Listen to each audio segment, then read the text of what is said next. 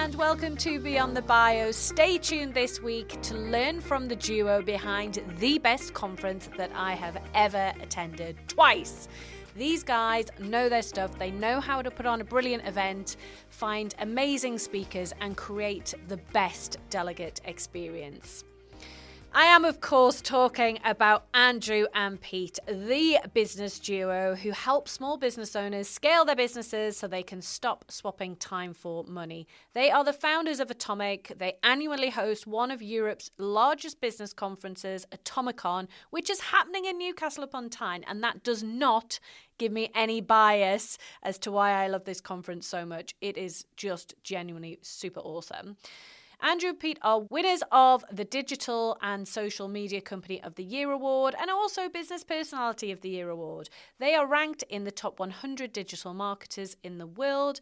And as the authors of two hit books, The Hippocampus and Content Mavericks, they regularly keynote the world's largest international conferences such as Social Media Marketing World and have been featured on sites such as BBC, Huffington Post, B-Daily, Entrepreneur on Fire and Forbes. Let's get stuck in.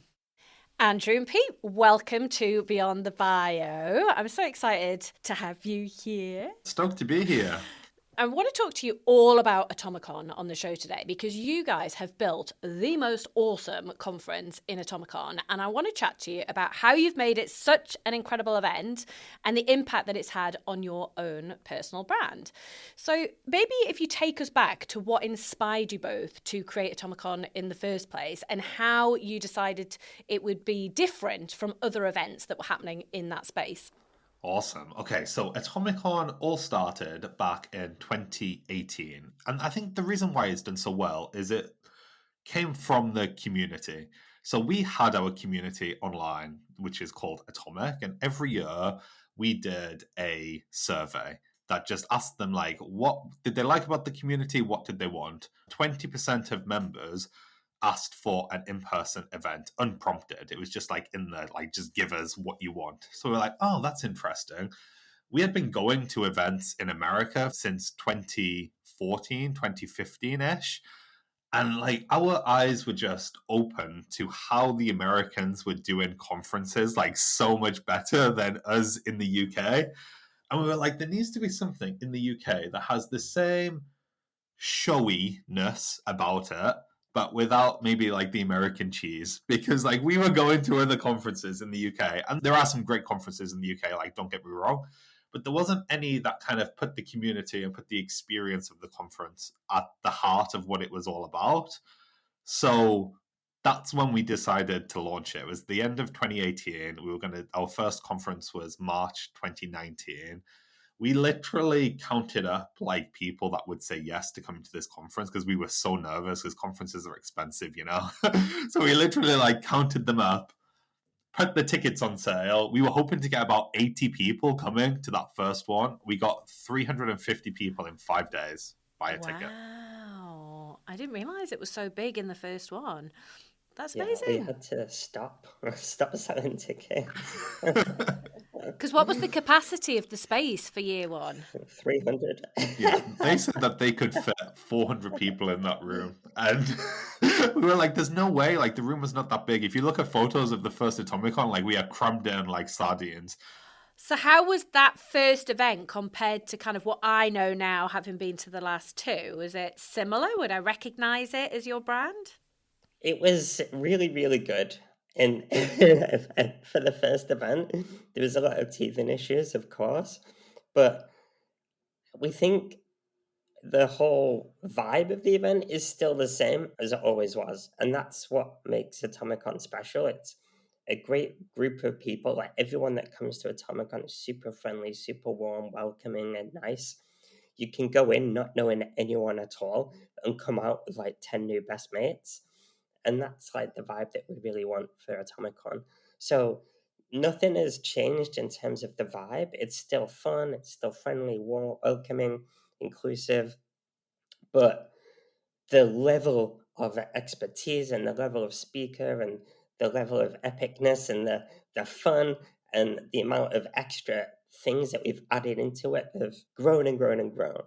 So When you come now, there's a whole virtual experience leading up to it as well. There's virtual events, there's big networking weeks, there's mini conferences, there's fringe events around either side of it. There's huge pre-parties, big after parties.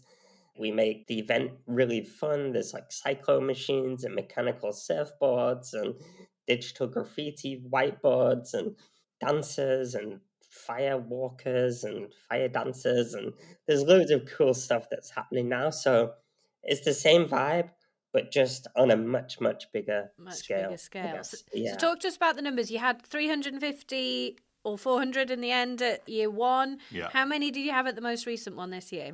So we had, at the most recent one, we had 1,200 people there. That's and we've wild. already sold 1,100 for next year. So next year, we are hoping to sell out the capacity of this age, which is around 1,500 people.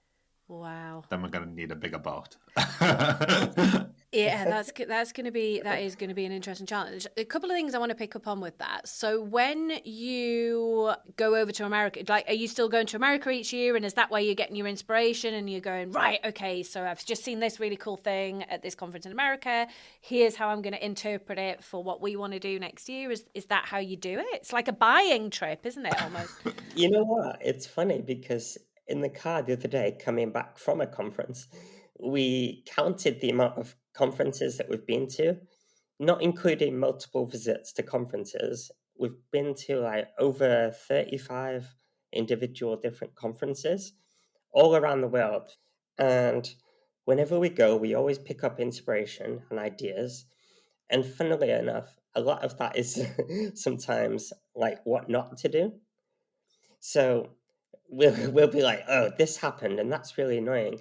And it's funny because I think what makes us really good conference hosts is that we've been on every different part of that field. So we have been attendees who are completely new to a community and going to an event for the first time. We've been to an event as like, we've been to that event 10 times in a row. So we know what it's like.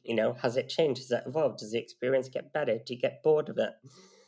And then we've been as speakers, as breakout speakers. We've been as keynote speakers. We've been as like the main speaker. We've been as the nobody speaker. And we've obviously had our own conference. So we can see things from so many different angles. And like rolling that all up into one has been really helpful with ATOMICON. So, like Andrew said at the beginning, we were inspired by a lot of big events abroad, and we've tried to bring that here. The thing that really makes ATOMICON special, I think, is that the whole event is designed around the experience for the attendees. So, we make our money from ticket sales, which to us is really obvious. To many other people, that seems bizarre. The way most conferences make money is through sponsorship or by selling to the people in the room. So what this means is that it makes the attendee the product, not like the event itself. So that leads to event organizers having to do things that aren't for the benefit of the attendee. So it means cramming them into a room where they're forced to talk to sponsors. It means selling their data. It means having speakers on the stage that have paid to be there rather than being there because they're awesome and because your attendees should learn from that person. It's whoever can pay. So all these factors like accumulate and they lead to an event that isn't designed to make the experience necessarily the best optimal experience for them, the attendees. And this is where ATOMICON kind of wins out because every decision we make is about the attendee. How can we make the experience better for them?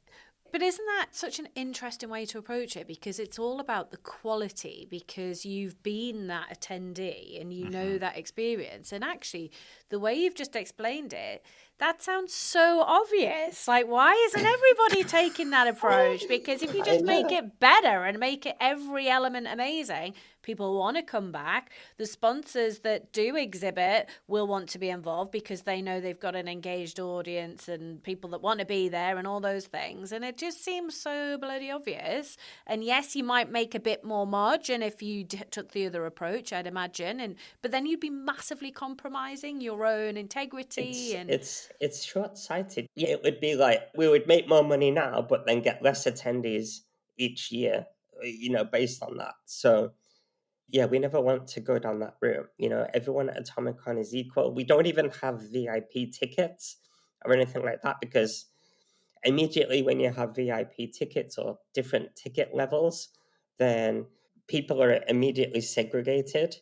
And, it's based on like who can afford this or who wants to pay for these extra things. And everyone at ATOMICON has the same rights. Like, everyone has the same access to everything. Like, there's no tiers or anything like that. It's like we've been to conferences where you have to pay. You only get Wi-Fi if you've like a VIP, and it's like, come on. And that's so short-sighted, because surely as a conference organizer, you want people to be sharing that they're there and all these things. It's ridiculous. Do you know what it is as well? I think one reason we're very good at running ATOMICON is because conferences and events changed our business for the better. Like, we were plateauing. Like, our business was like going nowhere for the first few years. And it's because we were just in our own kind of local bubble.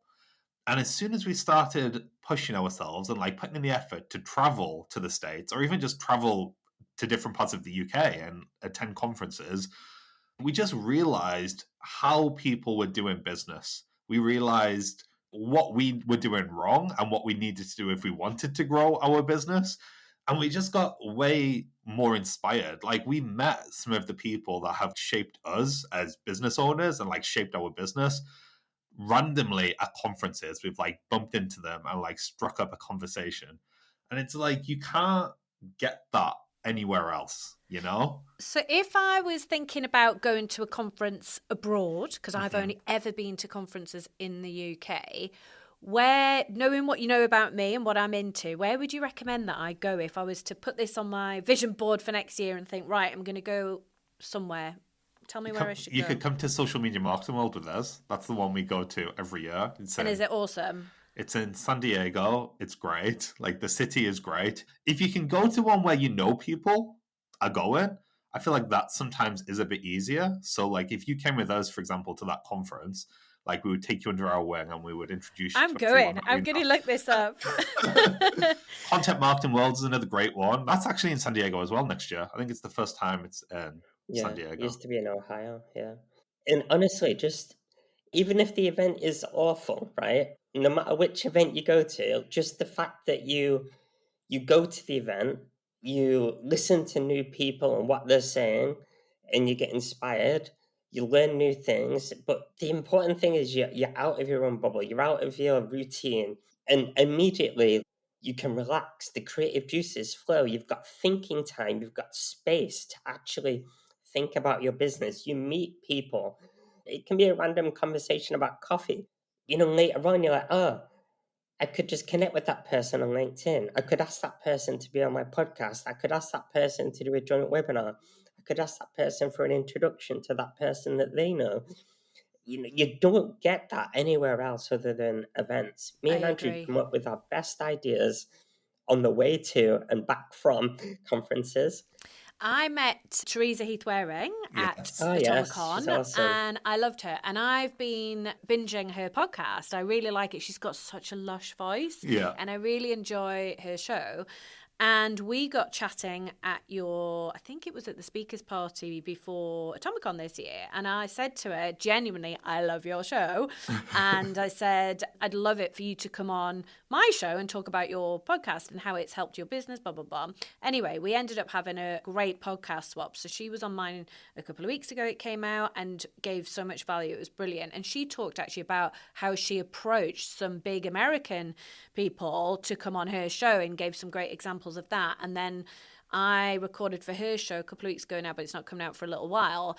And so that's a great example of just what you've said there. So I'm going to totally look up those conferences in America, and I'm going to try and go to one of those. Just thinking about ATOMICON and how successful it's been, because it has been so successful. And I often tell people, and I'm not just saying this because I'm talking to you now, but I tell people I think it's just like the best conference I've ever been to. Oh, thank you. Because I think it's really inspiring. You do have great conversations and all the things that you said. And I also think it's really well organized.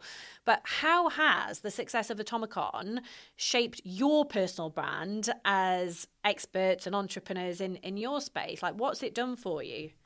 It's done so much. It's funny because when we first started, we were very much a personal brand, like we were Andrew and Pete. Over the past maybe 3 to 4 years, we've been moving away from it just being Andrew and Pete to the brand being Atomic. But I feel like ATOMICON has almost become even like more famous than the Atomic brand. When we were at a conference last weekend and we were like, hey, I'm Andrew and Pete. It's like, hey, what do you do? And we were like, oh, we ran a conference called ATOMICON. I was like testing out different ways to introduce myself. Like Andrew and Pete, some people hadn't heard of. Atomic, some people hadn't heard of. ATOMICON, everyone had heard of. Like, oh, you guys run ATOMICON? I've heard that's really cool. I'm like, okay, this is our new thing. We are now the organizers of this conference. We are no longer Andrew and Pete. That's so funny. There's lots of different things that you can get as like credibility stamps, right? You can be like speakers, you can have a big audience, you could have awards, you could have books. There's lots of things that build your credibility in this world. Being the face of a big event is like a huge credibility stamp for us, to the point where, and this sounds so bizarre to us, but secretly we love it, to be honest, is like when people get a little bit giddy when they see you, you know, like as if you're like big celebrity or something. And it's so surreal because it's like, I'm just Pete, you know, but like just the fact that people see you as like a celebrity almost, or at least like someone that's really well known. It opens the doors for you. It leads to good conversations, leads to opportunities, bigger collaborations. So it does put you on the map as well, because everyone talks about it, you know? It's because it's exciting, right? And everyone wants to come to an event and meet each other, right? That's something people want. So immediately you've got people talking about it, people spreading the word for you. And then also you've got the speakers who hopefully have got a good sized audience and they're talking about it. Now you've got all of these amazing people spreading the word. And who's the face of it? Like you. Yeah. So it does really, really raise your credibility. And do you think I should be running an event, thinking about all the things that I've got the podcast, I've got the books, I've got awards, I've got all the things I talk about in my book and what this podcast is about. Events is probably the missing piece for me, to be fair. Would that be your advice, that I should think about that? We wouldn't necessarily tell everybody to run an event. I'm not saying it's not a good idea for you personally to run an event, but I think a lot of people go into events not realizing the amount of work that it takes to not only put on the event, but get people to the event. It's not easy. However, I do think there is a gap for more conferences of quality in the UK. I feel like there is not that many. I feel like what I want to do, because I feel really inspired by this conversation and by ATOMICON actually, and I think what I'm going to do, because I don't always want to do everything yesterday. I'm like, oh, I want to do this and I'm so excited. Let's put an event on next week. And then my team are like, oh my God, just calm down. But I think what I'm going to do is think about this more strategically. And I think I'm going to attend a really cool event in the States next year and see what that prompts around the thinking. And then maybe this is a longer term strategy for me.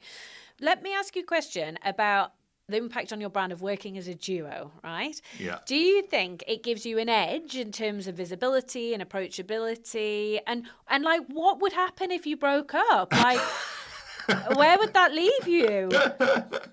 It definitely has an edge, right? Especially starting out. So when we started, we were 21, fresh out of university, super young. So we're a duo, and Peter's a wheelchair user as well, just to like add to another visual differentiation, you know? So like when we were going to conferences, when we were going to events, even networking events, I think we like immediately stood out as this like fun young duo. So definitely helps.